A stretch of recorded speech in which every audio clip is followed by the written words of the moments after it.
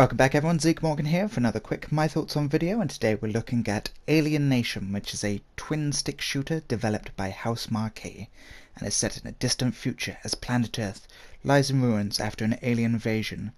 Mankind is fighting back with elite soldiers armed with the latest exo-skeleton suits. While the story of Alienation is told through sporadic radio chats and pre-mission briefings, it's not really the plot here that's important.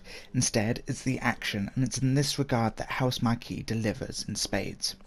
Set in the beautiful locations across the globe, from icy wastelands to the remains of an overgrown Chernobyl, Alienation provides large and varied maps with plenty of extra side missions to do, from assassinating bosses to defeating giant hordes of enemies. And when I say giant, I mean tons of them, up to 50 plus enemies on the screen at once, all trying to kill you. The whole story of Alienation is quite short in comparison, roughly about 20 levels, but this can be played both single player, local co-op on the same console, as well as multiplayer online with up to 3 additional people, so 4 people in total.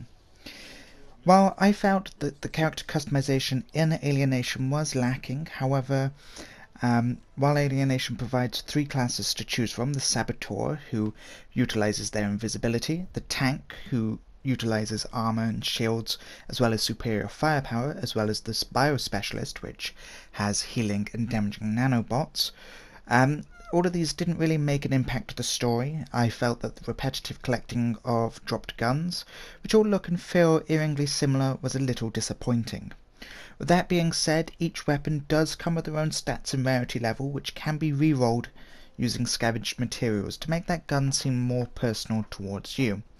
I never felt at any stage in the story that it was stale and that I wasn't enjoying it. I've got to say, even just defeating the enemies and seeing the particular different enemy types was an intriguing thing. Sure, you'll get some overlaps with enemies across missions, but when you come across sort of the later stages in the game, obviously enemies become more powerful and you've got to sort of adapt your way of thinking towards them. Of course, everything is completely random and enemies respawn, so don't think just because you've killed 100 enemies already towards the first objective that it's going to be plain sailing. Oh, and one side point: pausing the game doesn't pause it, so you've got to be on your toes. Aside from providing a diverse set of threats, Alienation enemies also tend to die quite spectacularly for your guilty pleasure. Well-placed grenades and melee damage can send enemies flying, and abilities such as the Saboteur's airstrike fill the screen with fiery particles of death. Ultimately, Alienation is a highly stylized and entertaining twin-stick shooter that keeps the enjoyment coming across its campaign and even further. Perfect for playing with your friends or online taking down hordes of aliens. This has never felt so fun.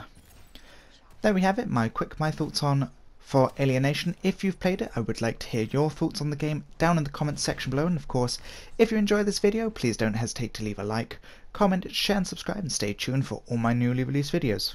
Thank you very much for watching, and as always, have a lovely day.